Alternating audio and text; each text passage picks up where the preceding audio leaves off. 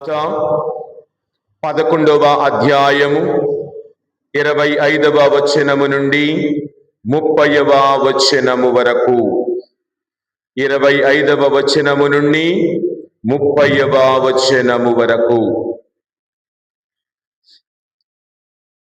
యేసు ఇట్లనెను, పరలోకమునకు భూలోకమునకు అధిపతివైన తండ్రి, విఘ్నులకు వివేకవంతులకు వీటిని మరుగుపరచి పసిబిడ్డలకు బయలుపరచితివి కనుక నిన్ను స్తుతించుచున్నాను.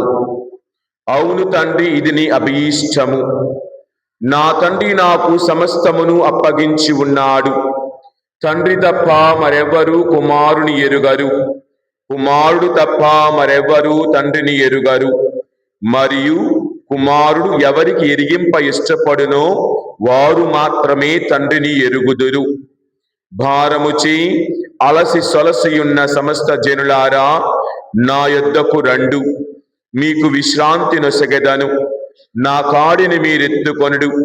సాధుశీలుడననియు వినమ్ర హృదయుడుననియు మీరు నా నుండి నేర్చుకొనుడు. అప్పుడు మీరు మీ ఆత్మల యందు విశ్రాంతిని పొందుదురు. ఏలయనా నా కాడి సులువైనది, నా బరువు తేలికైనది. ఇది క్రీస్తు సువార్త. సుశేష వాక్యముల ద్వారా మన పాపములన్నీ క్షమించబడునుగాక.